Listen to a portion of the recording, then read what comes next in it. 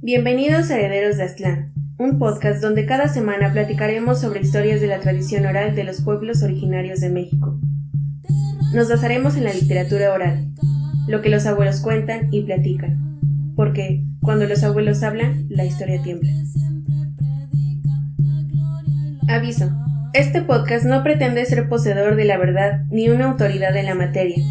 Los conductores no son historiadores, arqueólogos, antropólogos o expertos de ningún tipo. Solo son dos personas apasionadas por la historia prehispánica de México, y que no se basarán en la historia oficial, sino en la tradición oral de los abuelos. Porque cuando los abuelos hablan, la historia tiembla. Hola, buenas tardes, noches, días, donde quieran que nos estén escuchando. Esto es Herederos de Aztlán. Estamos por iniciar el episodio número 4, que va a tratar de un tema bien interesante, pero nos vamos a presentar, compadre. Olicadis Cuautli. Marcos Ariza. El día de hoy vamos a hablar, nos va a platicar aquí Gerardo Alcántara, Olin Kawit. No me puedo aprender tu nombre. Con Olin queda con Olin. Ok. Nos va a platicar de Teotihuacán. A ver, compadre, ¿es Teotihuacán o Teotihuacán? Bueno, de acuerdo al náhuatl, todas las palabras náhuatl son graves, entonces se acentúan en la penúltima sílaba. Si nosotros decimos Teotihuacán, lo estamos pronunciando en español. Si decimos Teotihuacán, lo estamos pronunciando en náhuatl. Entonces no hay error, cualquiera de los dos es correcto, simplemente la connotación que nosotros le queremos dar. Yo ya por costumbre, si ustedes quieren, pues siempre digo Teotihuacán, ¿no? Pero hasta el corrector ortográfico de Word te va a decir es Teotihuacán. Con ¿no? acento en la A. No, de hecho ni siquiera lleva acento escrito. No es... Pero bueno. Ok, bueno, Teotihuacán, según nos cuentan en la historia, y desde que somos niños, por lo menos aquí en México, que es parte de nuestra historia, nos cuentan, nos platican y nos enseñan que el nombre de Teotihuacán es la ciudad donde los hombres se hacen dioses, que es una ciudad que cuando creció el gran imperio mexica ya estaba deshabitada, ya estaba en ruinas, ya tenía, los estudios dicen que cerca de 200, 300 años que había sido abandonada esa ciudad, y después los mexicas la tomaron como una universidad. Ahí iban a estudiar, de hecho era una ciudad enorme, ¿no? Se dice que era aproximadamente para unas 200,000 personas, esa ciudad. Y bueno, ahí es donde no nos dicen, ¿verdad? Ahí es donde están las mal llamadas pirámides del Sol y de la Luna. Uh-huh. Mal llamadas porque en México, a nosotros incluso nos enseñan que son pirámides del Sol y de la Luna. Si vamos a Teotihuacán nos van a decir la entrada por la pirámide del Sol, la entrada por la pirámide de la Luna. Pero realmente en México no se hicieron pirámides, se hicieron basamentos en forma piramidal. Bueno, pues ahí vamos a ver algunos de estos situaciones. Eso es lo que nos enseñan. Y también para que aprendamos un poquito acerca de esta parte. Uh-huh. Teotihuacán, el lugar donde los hombres se tornan dioses. Esto viene porque muchos, desde esa historia oficial, se piensa que la leyenda de precisamente del sol donde comienza todo, cuando se crea a Tonatiuh, nuestro quinto sol, se piensa que ahí precisamente Tezizcutecat y Nanacahuatzin, es decir, los dos que iban a estar para uno ser pues el sol, los elegidos, ahí fue a donde se aventaron a su hoguera y de donde surgió el sol. Pero obviamente, como hemos mencionado en otros podcasts, pues esto es una metáfora y una leyenda, ¿no? Uh-huh. Para nosotros los toltecas, Teotihuacán siempre fue una universidad. Pero es que hay que ponernos en contexto, ¿no? Para empezar, ¿qué es tolteca? Ajá. Tolteca, bueno. Según nos enseñan en la escuela, tolteca es una cultura que se desarrolló en la cual desarrollaron mucho lo que son las artes. No fueron tanto las guerras como la mayoría de las culturas que se desarrollaron, digamos, a su alrededor. Estos eran hombres que se dedicaban sobre todo a la poesía, al canto, a la música, a la arquitectura, a la alfarería. Eso es lo que nos dicen que fue la cultura tolteca.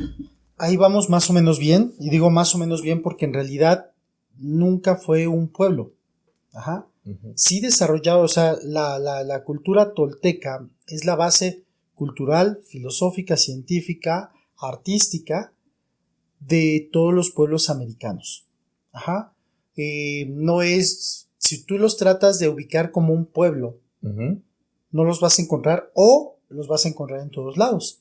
Si tú vas a ver, por ejemplo, Tula, si tú vas a ver Cholula, si tú vas a ver Teotihuacán, vas a encontrar que todos tienen la misma estructura arquitectónica. Uh-huh. Ajá, y toda esta está basada en ¿qué? En la parte tolteca.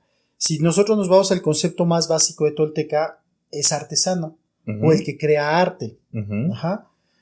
Sin embargo, desde nuestra cosmovisión, nosotros somos el conjunto de dos sustancias. Y esas dos sustancias es materia y energía. Sí, pues bueno. Ajá. La materia es todo lo que sentimos, todos nuestros cuerpos, músculos, huesos. Bueno, los músculos y los huesos no los podemos sentir porque están formados por la piel, pero todo lo que podríamos llegar a tocar. Hardware Pues y software. es nuestro hardware, nuestra materia. Bueno, ellos en lugar de llamarlo hardware o materia, Uh-huh. lo llamaron nahual. Ajá. Nahual. Y a nuestra energía, que son nuestros pensamientos, nuestras emociones, nuestros sentimientos, ellos lo llamaron tonal. El tonal. Entonces, El nahual. esa que sería nuestra energía, que hoy a esa misma energía muchos le dan el aspecto de espíritu, de alma, de conciencia, ¿no? Todos estos conceptos que también involucran a algo que vive con nosotros, pero que es intangible, Uh-huh. nuestro software, ¿no? Sí. Entonces, esa parte era nuestro tonal. Entonces, nosotros teníamos tonal y nahual. El nahual, pues, es nuestro cuerpo, es nuestra materia. Pero el tonal, ¿de dónde viene? Para nosotros, pues, el tonal es eterno, ¿no? Por eso es que los toltecas no creemos en la muerte o en la concepción de muerte como se cree, pues hoy sistemáticamente desde hace 500 años el concepto que tenemos de muerte. Por eso es que los mexicanos en general en esa memoria histórica colectiva, pues la muerte la vemos y hasta le hacemos fiesta, ¿no? Y hasta nos reímos de ella y en Día de Muertos pues hasta jugamos con la muerte. En ese sincretismo que tenemos, ¿no? Entre la cultura española y la cultura mexica. Exactamente. Entonces de ahí, ¿qué pasa? Que nosotros no creíamos tanto en la muerte. Nuestra tonal para Uh-huh. nosotros es eterno. ¿De dónde viene? De Tonatiuh, de la energía del sol. Y más allá de donde viene Tonatiuh, se dice que el lugar en donde habita solo energía, donde solo hay energía, este es bajo un precepto tolteca totalmente, es el Mictlán. En el Mictlán. El lugar de los muertos. Porque para llegar al Mictlán tienes que dejar toda tu materia. Sí, es muy interesante. Vamos a dedicar un capítulo para ver todo el recorrido del Mictlán. Sí. Pero para llegar al Mictlán tienes que dejar todo tu cuerpo, toda tu materia. No puedes llegar más que solamente tu energía, tu tonal. Entonces, el lugar donde solo hay energía es el Mictlán. Por eso es que al final, spoiler alert, por eso es que al final te devora el cocodrilo. Por eso es que al final llegan los jaguares y se acaba lo último que queda. ¿Y qué pasa? Que llegas al Mictlán siendo pura energía. Llegas a purificarte, ¿para qué? Para volver a regresar, ¿no? Entonces, ¿qué pasa? Que el lugar donde es toda la energía, de donde viene toda la energía, para nosotros, pues es Dios. Ajá.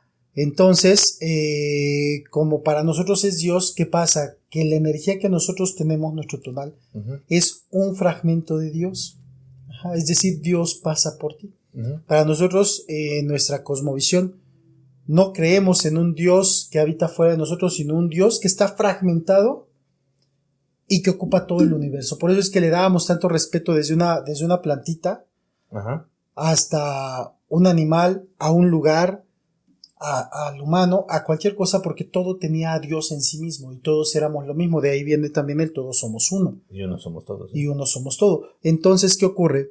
Pues que nosotros creíamos que esa energía, ese tonal que tenemos intangible, pues viene con nosotros, pero nacemos desde una parte muy inconsciente, es decir, no nos damos cuenta de todo nuestro potencial. Uh-huh. Entonces, ¿qué ocurre? Que tienes que ir puliendo tu energía desde esa parte humana en tu cuerpo, desarrollando que Dios, ¿quién es? Pues Dios es el creador, ¿no? También en otros aspectos así le dicen, Dios es el creador. El creador, sí. Entonces, ¿por qué? Porque es el que crea. El artesano, ¿qué hace? Crea también. Ajá. Entonces, tolteca, más allá de ser el artesano, es el que crea. El creador también. Y el que crea es Dios. Es decir, es el hombre que se reconoce como Dios y co-creador del universo. No como creador, como co-creador, porque todos estamos co-creando el universo. Uh-huh. Ajá. Sin embargo, ¿qué ocurre? Que en estas grandes universidades eran llamadas Tolán. Tolán. Ajá. Ajá. Entonces, en los Tolán era en donde se preparaba a los hombres, ¿para qué? Para aceptar esa energía divina, pero no solamente aceptarla, sino trabajarla y manifestarla. ¿Para qué? Para crear un lugar más hermoso. Porque en realidad, ¿qué se preparaba ahí? Sí, a grandes artesanos, pero también a los grandes líderes, que eran los que iban con esa energía ya vamos trabajada intensamente, guiando a los demás. ¿Para qué? Pues para que tuvieran un mejor florecimiento todos como comunidad. Entonces, ¿qué pasa? Que los toltecas casi siempre los que iban a estos Tolán, uh-huh. Por eso se decía, en el caso de Teotihuacán, que fue un gran Tolán, que es el lugar donde el hombre se convierte en Dios. Ajá. Ajá. ¿Por qué? Porque es donde acepta la parte divina, es decir, esa parte energética que vive en él, pero no para venir a desgastarla, sino para venir a crear, a co-crear uh-huh. con los demás y crear el mundo en el que vivimos. Porque si has escuchado desde nuestra cosmovisión, estamos en el sueño colectivo, es decir, en una realidad que creamos entre todos. Uh-huh. Ajá, entonces de ahí viene Teotihuacán, el lugar donde el hombre se convierte en Dios, es en realidad el lugar donde sí, cualquier hombre común acepta su parte divina. Uh-huh. Por eso es que también la Toltecayot habla mucho de espiritualidad. ¿Sí? Aceptas tu parte divina, pero ¿con qué fin? De transformar tu realidad, de ser ese co-creador del universo. Entonces estás convirtiendo en Dios, es el lugar donde los hombres se convierten en dioses. Ah, ok, entonces esa ciudad, digamos que sería como una ciudad universitaria. Exactamente. Sí. Ahora, ¿qué los arqueólogos, los historiadores no se han puesto de acuerdo, no saben quién creó Teotihuacán, cuándo se construyó, lo hacen por varios estudios, ¿no? Pero ¿por qué, cuándo, quién, cómo? Al igual que cuándo se fueron, por qué la abandonaron. Porque cuando llegan los mexicas ya tenían cerca de 200 años abandonada. Y eso es lo que dice la historia. Ajá. Vamos a ver un poquito. En un capítulo posterior vamos a hablar de Seacatopitzin-Quetzalcóatl, que él se dice que fue uno de los principales líderes toltecas, el que más influenció a toda la Toltecayot, y que él gobernó por muchos años la Hueytolán, la Gran Tula, o la gran ciudad universitaria, como tú ahorita acabas de decir. Pero ¿qué ocurre? Que muchos, en cuanto escuchan Tolán o Tula, pues nos referimos a este lugar que está acá en Tulancingo, acá en el estado de Hidalgo. ¿Dónde están los gigantes de Tula? Donde están los atlantes de Tula. Que de ahí vamos a hablar más adelante. Tenemos un montón de temas, así que los quiero tener aquí cautivos. ¿Por qué Atlantes? Bueno, vamos a hablar de la Atlántida en su momento. Pero la Hueytolán, uh-huh. pues nos refiere a ella cuando los Hueytolán eran estos centros universitarios y que obviamente cada uno tenía, pues vamos, un propio nombre. Entonces muchos piensan que Seacatopiltzin gobernó Tula, pero otros especulan también por el tiempo que no, que donde gobernó fue en Teotihuacán, porque fue la máxima ciudad de esplendor, es decir, fue el punto máximo, así como fue la Hueytenochtitlan, el florecimiento de esa gran cultura. La Hueytolán, la Tula más importante, pues era Teotihuacán, ¿no? Es decir, Teotihuacán era Ceú Y ya Tula y otros centros también de poder, pues eran como los otros campos universitarios, ¿no? Que también enseñaban, que también eran importantes, pero que Teotihuacán fue el más grande de todos. Por eso cada que anteponemos el güey, quiere decir el más grande, ¿no? Ah, ok. El güey Tlatoani, pues era el Tlatoani más grande. El que representaba a todos. Ok. Bueno, entonces digamos que sería el motivo de la creación de Teotihuacán. Ahora fíjate que ahí con lo que mencionabas nada más rápido. La verdad es que se le ha dado muy poca importancia a nuestra historia desde la historia oficial. Hace algún tiempo, investigando y leyendo sobre el origen de Teotihuacán, me llamó mucho la atención ver que desde la historia oficial se pensaba hace algunos años que Teotihuacán se había construido entre el año 3 y 100 de esta era. Ajá. Otros inclusive especulaban que ni siquiera era de esta era, que se construyó entre el año 1100, 1103 y 1200, por así decirlo, de nuestra cuenta que llevamos actual. Es decir, que si ponemos la referencia histórica actual que tenemos a Jesucristo 2000 años, pues Teotihuacán se construyó 1000 años después del nacimiento de Jesucristo. Que esto, para empezar, es poco creíble por simplemente la antigüedad que tienen las ruinas a vista propia. ¿Qué ocurre aquí? Cuando me puse a investigar todos los estudios oficiales, ¿qué crees? Que me encuentro con que los últimos estudios oficiales que se habían hecho de Teotihuacán se habían hecho en el gobierno de don Porfirio Díaz. O sea, ¿estamos hablando de qué años? O sea, son finales de 1800, principios de los 1900, ¿no? 1910. Ya cuando entra, pero a ver, ¿cómo que son los últimos oficiales? Vamos a Teotihuacán y encontramos siempre en excavaciones, siempre en estudios. Desde 1910 hasta 1990 no se le invirtió nada de estudios a Teotihuacán. A partir de 1990 dejaron entrar a gente de la universidad, a gente del Politécnico, y se han empezado a hacer estudios que empiezan a contradecir la teoría de hace 100 años ya. Hace 100 años de esta teoría. Pero también hay estudios extranjeros, no únicamente estudios nacionales. O sea, hay mucho estadounidense, mucho alemán, mucho francés que ha venido a estudiar y también nos cuentan las mismas cosas. Sí, ¿por qué? Porque recuerda que nosotros teníamos como característica, cada que se hacía un nuevo ciclo, nosotros, digamos que metafóricamente, destruíamos lo que estaba hecho y reconstruíamos lo que queríamos que permaneciera. Es por eso que cuando vas a Teotihuacán te dicen, este es de la capa más reciente, este es de la capa anterior y este es de la capa anterior. Cada capa se construyó con 52 años de diferencia, cada fuego nuevo. Sí. Han encontrado ya varias capas. ¿Qué quiere decir esto? Primero, ahorita los últimos estudios del Instituto Politécnico Nacional ya colocan a Teotihuacán en el año 1800 a.C. Cuando acabaron el templo que está abajo del templo de Quetzalcóatl, que es la excavación más profunda que tienen, y que encontraron en la parte baja osamentas, joyas, caracoles, etcétera, ya dijeron, ¿saben qué? No, esto por lo menos tiene data por los estudios antropológicos que ellos hacen del año 1800 a.C. ¿Hace 3800 años? Entonces, ¿qué quiere decir esto? Que esto cada vez nos acerca más ¿a dónde? A la historia, a la tradición oral. A decirnos que en el 3500 a.C. fue cuando estuvo en su florecimiento y fue el nacimiento de la Hueytolán llamada Teotihuacán. Ok.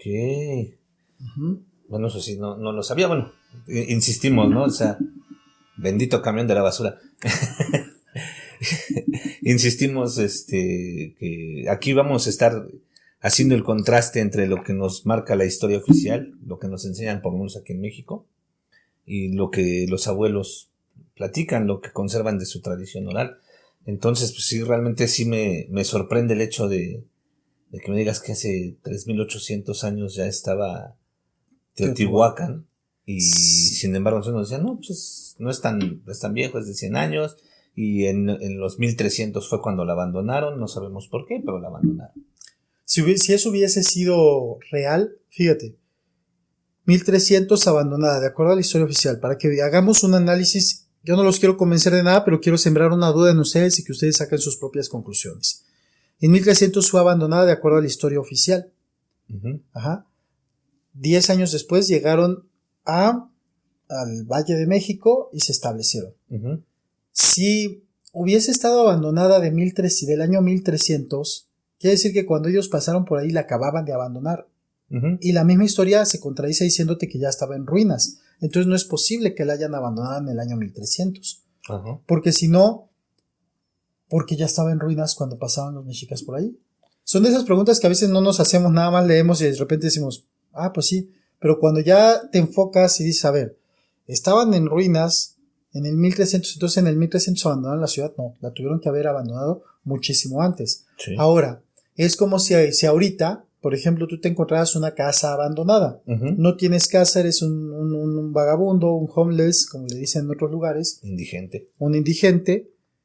Y te encuentras una casa abandonada. Uh-huh. ¿La vas a despreciar? Obvio, no. Pues no. O sea, simplemente la adecuas. Aparte, tienes todo para hacer la reconstrucción. Uh-huh. Y la levantas. Aparte de vivir en una islita amontonados a vivir en toda esa extensión de territorio, era más fácil adaptarla y adecuarla. Sin embargo, ¿qué ocurría? Que no, que en realidad esa ciudad ya estaba en ruinas. No como está hoy. Ajá. No, Y sin embargo ya estaba en ruinas. Ajá. Me explico, o sea, ya no era habitable. Porque si no, sin duda los mexicas se hubieran adueñado de esa ciudad. Uh-huh. A ver, compadre, ahí te va otra. He estado leyendo también que en esta ciudad, universidad, que es de Teotihuacán, había intercambios culturales. Sí. Pero no solo de las culturas de Mesoamérica. Se han encontrado vestigios de culturas tan lejanas como la cultura inca. O sea, a mí me sorprende mucho el hecho de que de que se diga que en aquellos tiempos se recorrían esas distancias que obviamente tenían que ser a pie, desde el Perú hasta Teotihuacán, para poder hacer ese intercambio cultural y luego regresarte. O sea, a mí me hace preguntarme qué tan importante fue Teotihuacán que todas esas culturas caminaban hasta acá para poder platicar, intercambiar conocimientos, intercambiar cultura. Es ahí donde digo, caramba, o sea, ¿qué fue Teotihuacán realmente? Yo te lo voy a poner como dos posibilidades, porque tampoco tengo la certeza de qué ocurrió. Uh-huh. Mas, sin embargo, de acuerdo, como les digo, lo que estamos transmitiendo no es una verdad absoluta, es también lo que los abuelos cuentan, y a veces también los abuelos entran en ciertas controversias, porque no todos los abuelos vienen pues de los mismos pueblos. Exacto. ¿No? Pero por ejemplo, yo te quiero manejar. La Toltecayo se dice que es la madre de todos los pueblos americanos. Por Uh-huh. eso, incas, mayas y mexicas, incas, vamos a llamarle, pues como comúnmente pues se les llamaba, ¿no? Porque decir incas es como decir aztecas, ¿no? En sí. realidad es como un nombre que ubica nada más un sector pequeño, o en el caso de Norteamérica, en un sector mítico, Uh-huh.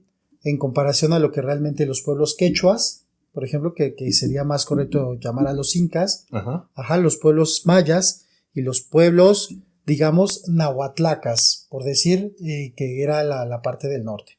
Uh-huh. Si nos vamos a todos, ellos tienen el mismo tipo de arquitectura. Vamos a hacer aquí ese paréntesis para mencionar lo de las pirámides que dices. Uh-huh. Todos construyeron pues esos basamentos, como los llama la historia oficial, que en realidad nosotros les llamamos pirámides, y desde la historia oficial simplemente los dejamos en teocalis. Uh-huh. Perdón, desde la historia oficial, no, desde la tradición oral. Un teocalli, teo es energía, cali es una construcción, hace referencia a una casa, un edificio, un espacio construido por el hombre. Entonces teocalli sería la casa de la energía. Uh-huh. Ajá. Yo cuando me cuestionan, oye, ¿es correcto llamarlas pirámides? Yo digo, sí, desde nuestra cosmovisión. ¿Por qué? Porque toda nuestra cosmovisión va a ser dual, es una cosmovisión hometeóica, que todo está construido de dos esencias. Uh-huh. De hecho, el fundamento de Ometeot, el más amplio, sí, es Ometeot, dos esencias, a que hace referencia: materia y energía. Quiere decir que en este espacio, en este plano en el que vivimos, todo está formado por Ometeot, por materia y energía. Las dualidades. No hay materia sin energía. Y la energía no podría ser si no tiene un canal, es decir, una materia por la cual trasladarse. Sí. Entonces, en este plano al menos en el que vivimos, porque si hablamos del Mictlán, allá es pura energía, pero ya no estamos hablando de este plano. No, ¿me explico? Ya es otro plano. Pero en el plano en el que habitamos, el fundamento es Ometeot, materia y energía. Uh-huh. Entonces, todo estaba construido en base a ese mismo fundamento. Si tú ves a una pirámide, a un teocalli o a un basamento, tiene la base piramidal, sí, que es la materia. Ajá. Pero si tú simplemente porque estás ahí por la pura vista y por lo que sea vas a construir la pirámide completa. ¿Por qué? Porque es la energía, es lo que no se ve y es en donde se concentra la energía. Ajá, por eso es que en memoria todos suben para tomar la energía, porque arriba continúa estando la pirámide, pero es la pirámide que no ves. Tu tonali no lo ves. Ajá. Nada más ves tu nahuali. Entonces el basamento es el nahuali de la pirámide. El tonali de la pirámide vendría siendo pues lo que acaba de conformar energéticamente, porque si tú sabes de aristas, sabes de... Sí. Pues va a hacer que tú construyas, que la energía se siga hallando en base a esas aristas hasta completar la forma y que se concentre en donde, en un punto arriba y baje para sostener a todo el cuerpo geométrico. Entonces, ¿son pirámides? Sí, pero son pirámides en base a nuestra cosmovisión, es decir, una parte es de materia y la parte que no ves es de energía. Uh-huh. Okay. Entonces, ¿es correcto que toda la gente que va el 21 de marzo a tomar energía a la pirámide del Sol, sí está bien, es correcto, o simplemente son las creencias que ya nos dio la historia oficial? Porque por lo que me estás diciendo, o sea, el tonali es cuando ya llegas allá, digamos, terminas de formar la figura de la pirámide y ya baja la energía. Entonces eso me hace a mí pensar que todas las personas que van este 21 de marzo, que atascan Teotihuacán y se paran en la punta de la pirámide del Sol, terminan de formar esa pirámide, formando el tonali que tú dices, para poder absorber toda esa energía. Entonces es correcto y no es así como antes lo pensábamos, de que son puros mitos. En realidad yo creo que es una memoria genética que traemos ahí, que sabemos que tienes que subir a la punta para obtener la energía. Uh-huh. ¿Por qué? Porque pues si tú aquí tienes la concentración de materia, sabes que si sigues la forma, arriba va a estar la energía. Uh-huh. Ahora bien, hay muchas cosas, porque la energía no se concentra solamente el 21 de marzo. Uh-huh. Se concentra cualquier día. Cualquier día está ahí el tonal de la energía. Ajá. Y también, estemos nosotros como humanos o no, ahí va a estar la energía concentrada en la pirámide. Uh-huh. Ajá. Entonces, ¿qué quiere decir? Que cuando entras ahí, sí entras en el campo energético, ¿no? Entonces, sí es válido hacerlo, aunque yo siempre les digo, ya lo he repetido en este podcast, nuestros ancestros eran físicos. Y hay cosas que hacemos, sí por el New Age, sí por pues toda esta parte holística, uh-huh, y que no entendemos bien.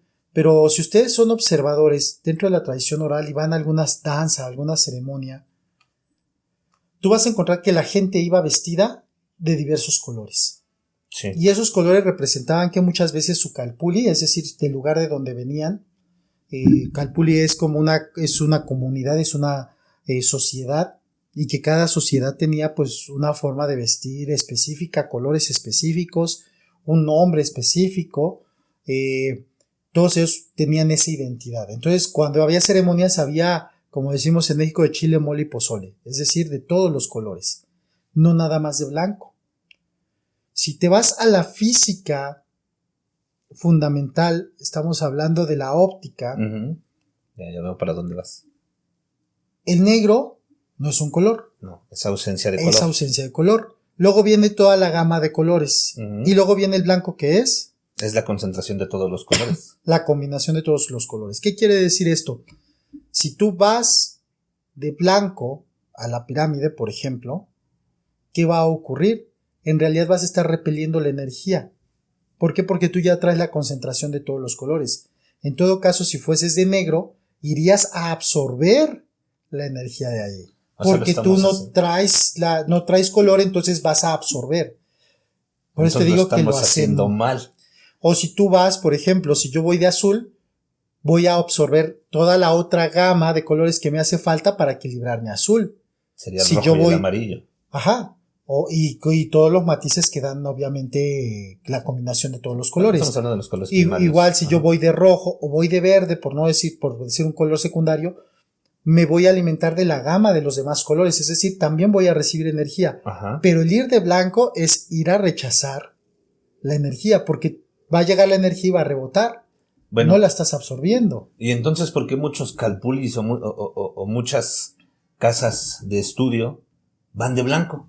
Pues es parte ya de ese sincretismo y también, pues hablemoslo así, hay a veces situaciones que ya por moda, por eso mencioné el New Age y todo esto, te van impulsando a pensar que el blanco es pureza.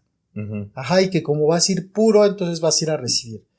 Pero yo por eso les digo, nuestros ancestros sí eran gente muy espiritual, pero antes de ser muy espiritual también eran pensantes y sabían de física. Entonces ellos decían, no, si tú te vistes hoy, por ejemplo, en esta grabación tú estás de negro, yo estoy de blanco, podría estar de rojo, podría estar en azul. ¿Tú crees que cuando eliges un vestuario, tu camisa, tu pantalón, tú crees que lo eliges pues simplemente porque sí, porque te gusta? Porque te ves bien. Porque te ves bien. Pero en realidad no. Tu forma de vestir es una compensación que hace tu tonalidad, es decir, tu ser, para que te dé seguridad en lo que te hace falta. Es decir, tú dices, es que la mayoría de mi ropa es oscura, colores oscuros. Eso es porque tu tonalidad equilibra su energía con esos colores. Ajá, es decir, él siempre va a decir, va a ver que tú te encuentres en esa armonía, en ese equilibrio. Entonces, el hecho de pensar que nosotros elegimos inclusive nuestra forma de vestir nada más porque sí, pues no. Es algo que tu ser te dice, ponte esto porque con eso te vas a equilibrar, te vas a sentir mejor. Estoy seguro, si a ti te gusta el negro o el rojo o el amarillo, el que sea, tú con ese color te sientes más seguro que si te vistes de otro color. ¿Por qué? Porque viene energéticamente a compensar. Tu equilibrio energético. Entonces, el que tú te vistas, por eso los calpulis se basan, un calpulí estaba en una zona. Ajá. Esa zona tiene una vibración y tiene un tipo de energía que ellos reconocían y decían, todos aquí vibramos, por así decirlo, azul, vamos a vestirnos azul. Por eso es que si tú vas a un pueblo, dices, en este pueblo todos son bien alegres. No, ¿sabes qué? Pero te pasas la calle y en la colonia de enfrente, esos son bien peleoneros. ¿No? Cada lugar tiene su propia energía. Tepito en México tiene una energía. Sí. Iztapalapa tiene una energía. Y desde siempre. Desde siempre. Sí. Siempre va a ser así. Sí, siempre, ¿no? Iztapalapa fue como que muy guerrera. Pero si tú te vas a Lomas de Chapultepec ya tiene otra energía. Si tú te vas a San Jerónimo tiene otra energía. Sí. Ajá. Si tú te vas a Tlatelolco tiene otra energía. Entonces, ¿qué ocurre? Cada lugar tiene una energía. Y si nosotros todavía fuéramos un poquito sensibles, podríamos notar, o sea, si todos sintiéramos esa sensibilidad, que la gente de ese lugar en automático se vestiría de cierto color. Pero eso ya no es. ¿Por qué? Porque nos han cortado esa sensibilidad. Tú ya no sientes. Y gran parte de todo eso es, pues, el filtro que te pones, ¿con qué? Con tus zapatos cada día. Porque la tierra es la que nos conecta y la que te conecta energéticamente con el lugar. Antes, al andar descalzos, decían, ¿y por qué no se hacen zapatos? Pues porque sentíamos a la tierra y eso nos daba identidad. Te sentía a ti, y por eso en esa fraternidad los calpulis empezaban a tomar también una identidad y hasta ciertos colores. ¿Por qué? Porque era la identidad que tenía energéticamente ese lugar. Ahora, al ponernos pues estos filtros llamados zapatos, tú ya no sientes, y entonces te puedes poner lo que sientas ya en cuanto a ti, ya no en cuanto al lugar. Es por eso entonces que los chamanes, cuando inicias tú en cierto camino cultural de ese tipo, te dicen que primero tienes que encontrar tu lugar y y te dicen, ese es trabajo tuyo y tienes que sentir la tierra y encontrar tu lugar, que es donde energéticamente vas a estar bien. Exactamente. Es en donde tú encuentras la energía compatible contigo. Y para ello, por ejemplo, yo en muchas sendas que hago, desde el principio les digo, quítense los zapatos. Vamos a aprender a sentir. Porque ahora ya no sabemos sentir, ¿no? Entonces, a través del, primero muchos dicen, ay, es que me duele. Ay, es que es... Las piedritas, el sí, pasto. Pero eso también te da sensibilidad. Y al cabo también de estarlo reforzando, pues ya llega un momento en que lo ves como algo natural y que ya no te lastima. Ajá. Entonces, pero es parte de la sensibilidad que nos han cortado. Teotihuacán tiene una forma y una energía muy peculiar. Pero al final es policultural. Es decir, retomando el tema en el que empezábamos, el ir de blanco ahí no es lo más correcto. A menos que tú vibraras así totalmente, pero aún así, si tú te vistes de blanco, lo que le estás diciendo a la física, al universo es, yo no necesito energía. Yo estoy para compartir energía, porque yo irradio energía. Como si fueras yo estoy un iluminado. Completo, exacto. Entonces muchos también, pues se visten desde ahí, ¿no? Pues mira, yo soy un ser de luz, yo tengo para dar. Sí. Desde ahí podemos empezar a entender por qué va el blanco, ¿no? Sí. Pero en la realidad, nosotros en esta cultura homeoteóica respetamos nuestra parte de luz, pero también respetamos nuestra oscuridad, sí, nuestra sombra. Ok. Bueno, también Teotihuacán, por cómo nos la ponen ahora en la historia, está dividida en varias partes. ¿Sí? Está la calzada de los muertos, las calzadas menores, los cáliz. A mí me llama mucho la atención una cuevita que está a un lado de la pirámide del Sol, que dicen que era un observatorio, que desde ahí podían ver el movimiento de las estrellas y de los astros. Pero si fuera, es que es como dice, son las grandes contradicciones en las que cae la historia, porque ellos te dicen que era un centro ceremonial, donde iban y hacían sacrificios y mataban miles de personas en un día y la sangre corría cubriendo totalmente y pintando de rojo la pirámide del Sol, que está medio cabrón. Perdón, está medio difícil. Pero entonces, ¿por qué si es un centro ceremonial donde se hace eso, tienen una cueva que es un observatorio desde donde ven el viaje de los astros y de las estrellas? O sea, son esas contradicciones que dices, pónganse de acuerdo, por favor. Es donde te digo, cuando empiezas a ver esas contradicciones no tienen lógica. Cabe mencionar que el observatorio más conocido en México, más importante, es otro sitio de poder o arqueológico llamado Xochicalco, en el estado de Morelos, que inclusive hace algunos años todavía te podías meter al basamento y ver cómo entraba el haz de luz. Sí. Ahorita, a partir del terremoto del 2017, ya no dejan el acceso. Pero yo todavía tuve la oportunidad de ir un par de veces, varias veces, fueron como 4 o 5, a entrar al basamento o al teocalli. Pero ¿qué ocurre?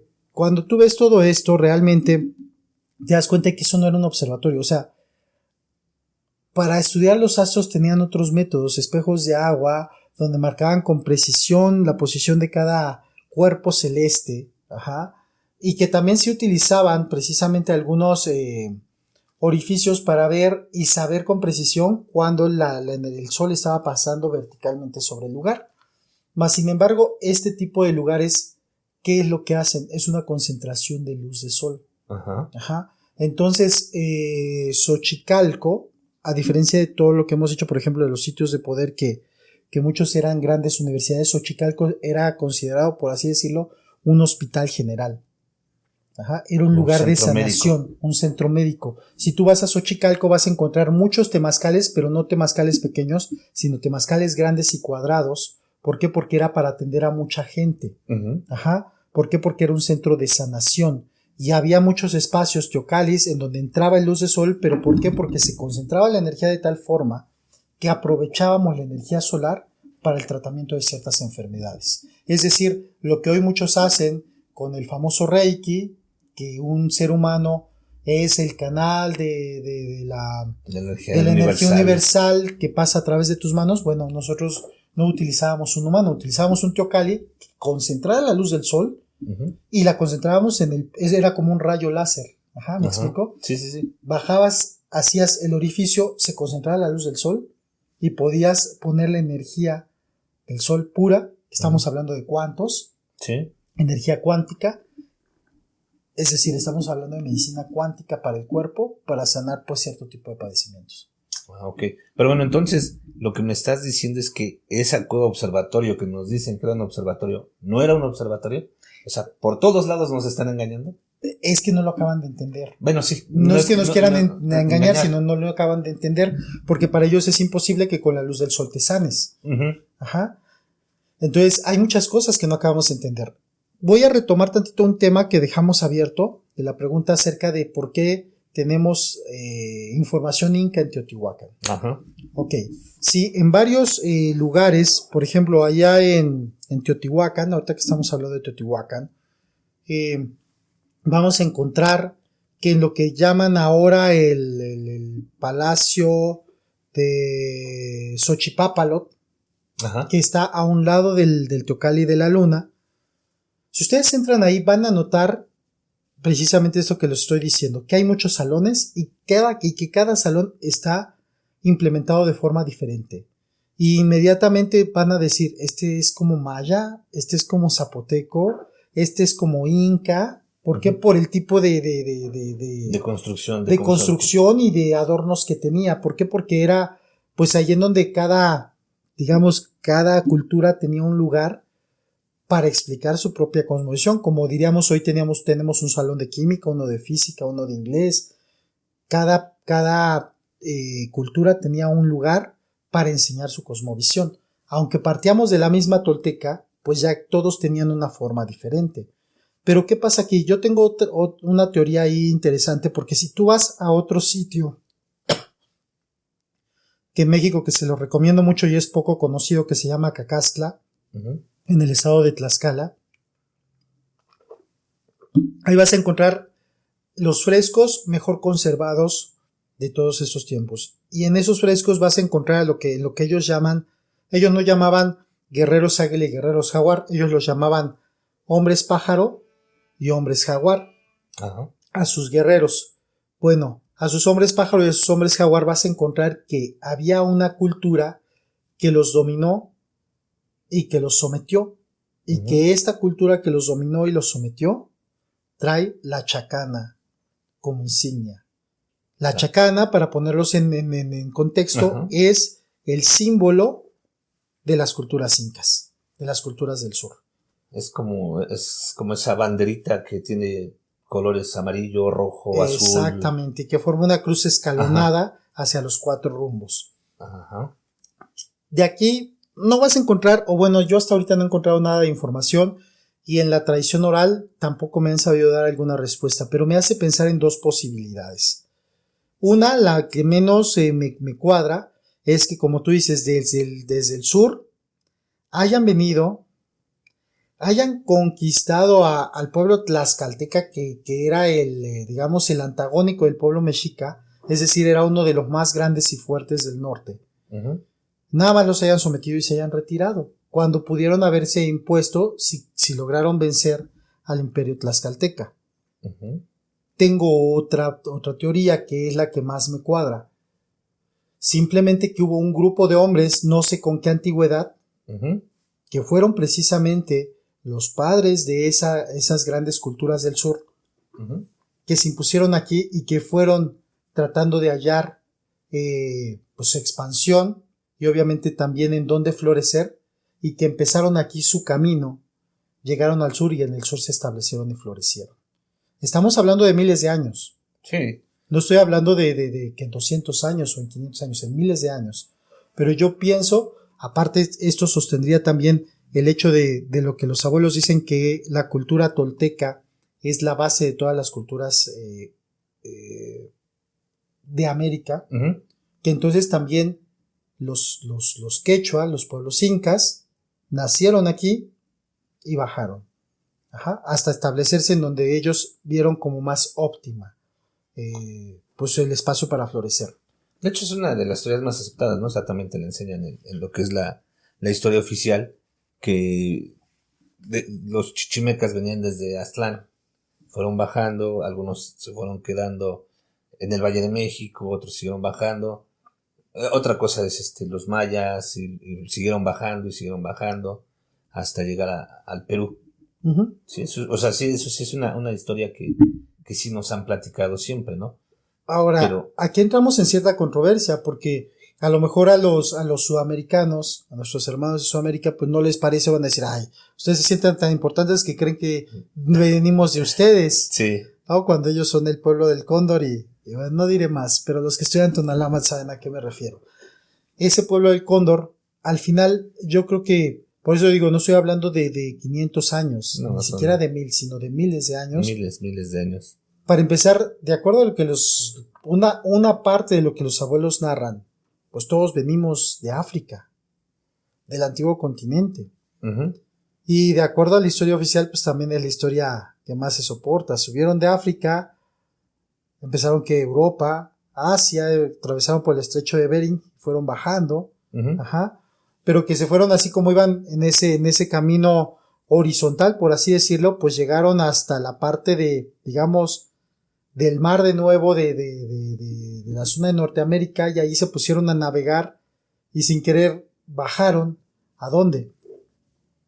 A Centroamérica. A Centroamérica. Pero Centroamérica, la parte de México, sí, es decir, a la península de Yucatán. Uh-huh. ¿Y qué empezó ahí? El florecimiento de las grandes culturas de la náhuatl.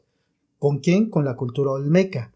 Y si vamos a la cultura olmeca, es una conjunción de rasgos negroides, sí, por los labios anchos, pero también de rasgos asiáticos con los ojos rasgados. Entonces, esto podría estar no tan alejado. Muchos dicen que a partir de aquí, los que se fueron hacia el norte siguieron con la parte tolteca, los que se fueron al sur se convirtieron en los pueblos incas, y los que ahí se quedaron se convirtieron en mayas. Entonces, de acuerdo a esta teoría, podríamos decir que los tres grandes imperios de América pues uh-huh. surgen casi a la par. Sí. Ajá, pero estamos hablando del Homo sapiens, de miles de años. Casi, sí, miles y miles de años para poder llegar a todo eso. Sí, pero, sí, o sea, tienes toda la razón, porque ahorita que lo estabas mencionando recordé las cabezas olmecas, ¿no? Exactamente. Tú las ves y con todo respeto, pues, son negros. Uh-huh. Sí, tienen los rasgos negroides, parecen más africanos que americanos. Y sin embargo también tienen los ojos un poco rasgados, porque si pasaron y venían por el estrecho de Bering, pues pasaron por Asia también. Sí. ¿No? Sí, de hecho sí tienen. Los esquimales, los asiáticos, pues tienen los ojos rasgados. Y las cabezas olmecas también lo tienen. Entonces, sí, hay mucho misterio en nuestra historia. Y ahí ya estamos siguiéndonos de mucho. Si no podemos comprobar lo que pasó hace 500 años. Sí. No, es lo que ni te hace decir. 1000, pues bueno. Está todavía mucho más atrás de lo que las memorias de los abuelos puedan tal vez recordar y decirnos, ¿no? Pero bueno, entonces regresemos allá a Teotihuacán, porque ya nos fuimos por todo el continente, y vamos a regresar al centro del país, a Teotihuacán. Entonces, no era un centro ceremonial, era un centro de estudios. Un centro de estudios, pero también un centro ceremonial. Es decir, todas las universidades, siempre hubo en nuestras culturas, en esa dualidad. Uh-huh.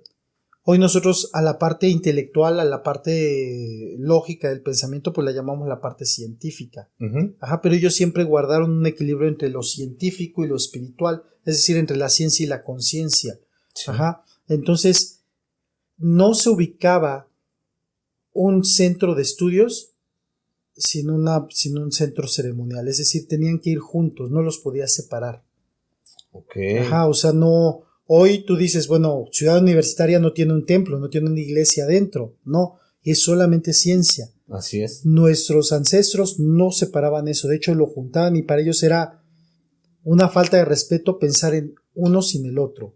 O sea, siempre que tú ibas a, por así decirlo, si yo voy a estudiar Tonalámatl, que son cálculos matemáticos complejos, astrología compleja, antes de abro mis rumbos y pido permiso. Eso es lo equivalente a hacer una oración antes de empezar mis estudios. O sea, es decir, siempre hubo esa ese equilibrio y ese respeto, porque no podían concebir uno sin el otro. De hecho, yo creo que por eso llegaron tan lejos, porque nosotros venimos separando en lugar de integrando. Sí. Qué interesante, entonces, porque, bueno, yo pensaría, todo lo que nos han enseñado, todo lo que hemos venido aprendiendo, que era un centro ceremonial, nada más, así como nos lo manejaban, que nada más sería para eso. Después te dicen, no, pero es que sabes que sí había la universidad y era para estudiar. Y ahora, ¿qué más nos van a decir, no? Como dices, no es que nos quieran engañar, sino que no lo comprenden, no han terminado de entender por muchas cosas, ¿no? O sea, igual nuestros complejos que traemos, nuestra educación, el hecho de que por muchos años se dejaron olvidadas todas esas culturas originarias, es por eso que ya no las entendemos y cuando gente como tú que nos lo empieza a explicar, empezamos a caer como en conflictos mentales. Así de que, a ver, es que me estás diciendo esto, pero yo sabía esto, y hay cosas en las que coincidimos, pero hay cosas que son diametralmente opuestas, y ¿cómo me lo explicas? Es parte de este podcast también para que pues sigamos aprendiendo, sigamos estudiando y sigamos leyendo. Exacto, y sobre todo para que cada quien saque sus propias conclusiones. Un gran maestro tolteca, voy a hacerle aquí un comercial y un tributo porque pues creo que lo amerita, el maestro Miguel Ruiz, el doctor Miguel Ruiz, que muchos de ustedes conocerán por los 4 acuerdos. Precisamente en su 5º acuerdo él dice: no creas nada, ni siquiera a mí, ¿no? Es decir, de esto que estamos hablando no nos crean. Ustedes investiguen, pero yo lo que sí quiero hacer en este podcast junto con mi querido Marcos es que sembrar esa duda en ustedes para que ustedes mismos tomen sus propias conclusiones. ¿Sí? Quiero compartirles aquí algo que va a ser la primera vez que lo hago en un espacio que va a quedar grabado, pero que es importante que yo 1 o 2 veces al año doy una visita guiada en Teotihuacán y ahí comparto esta parte. Pero nunca la he puesto grabada ni en podcast, ni en entrevista, ni nada.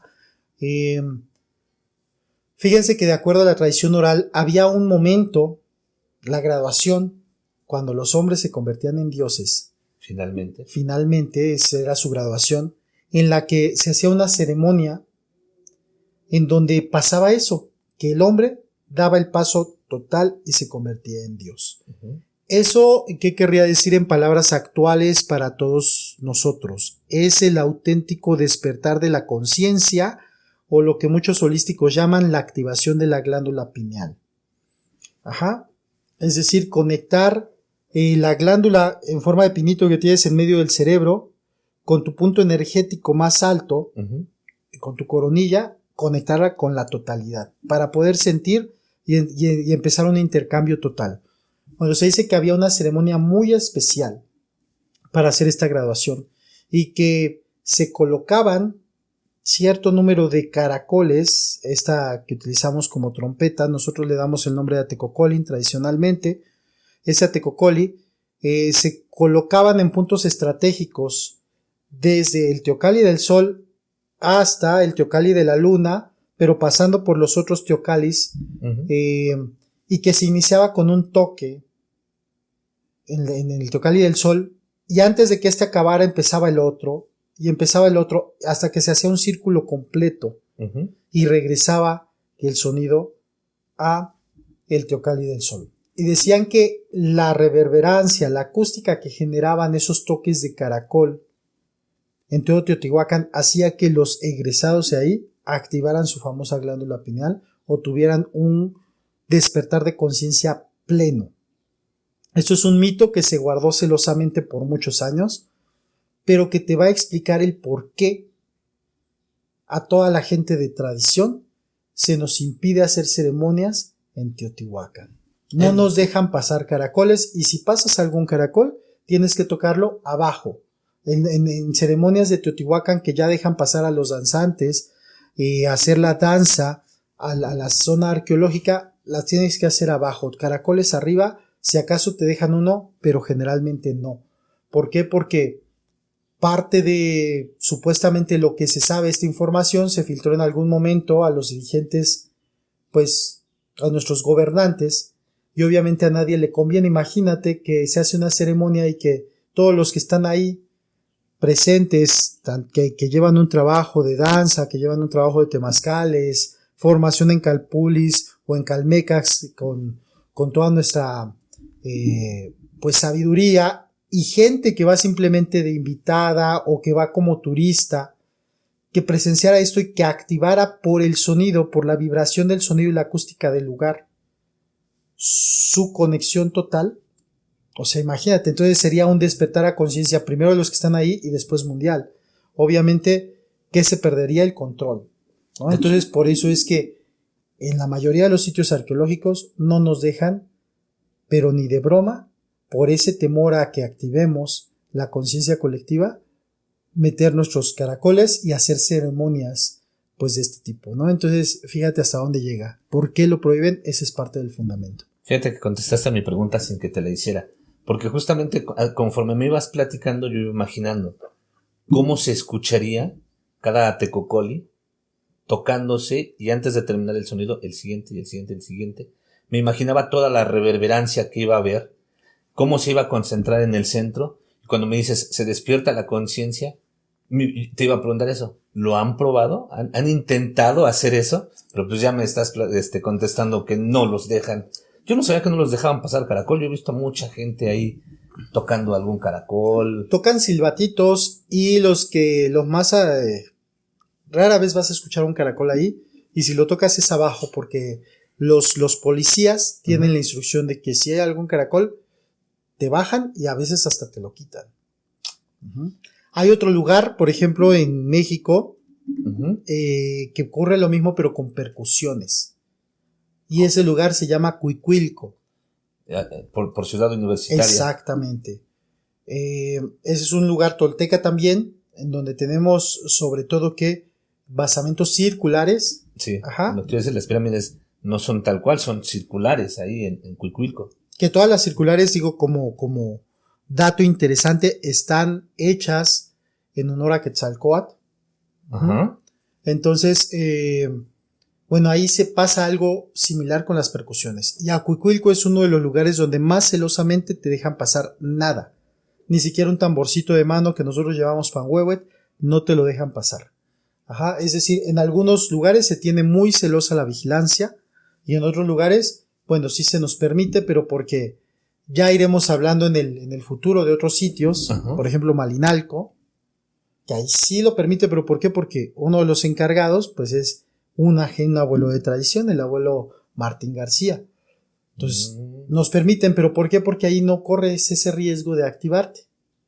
Ajá, pero cuando hablemos de Malinalco vamos a hablar sobre lo que nos dicen que es y lo que, pues los mitos y las verdades, ¿no? De acuerdo, obviamente, a este conocimiento.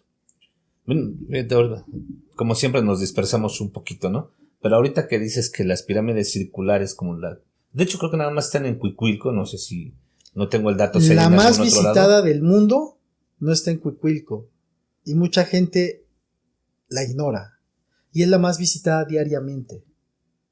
¿Cuál es? El templo Aejecat Quetzalcóatl, ubicado en la estación del metro Pino Suárez, y que cuando tú pasas por ese transbordo, pasas caminando a un lado de ella y ni te enteras. Ajá. O a veces ni la volteas a ver.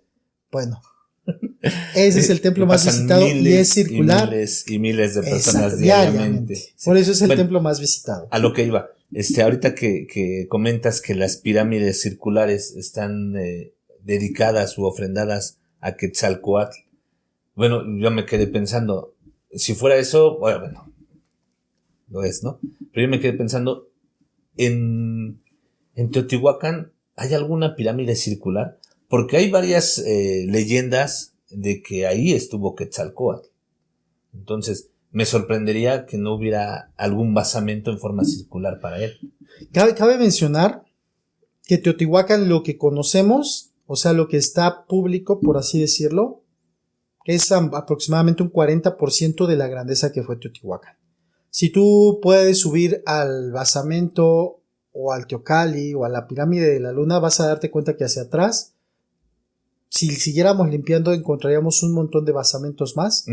Es decir, hay muchas cosas que no están expuestas. Ajá. Y sin embargo yo te puedo decir que entre todas ellas sí debe de haber alguna, pero que obviamente no está, pues a lo mejor no se ha descubierto, por algo será.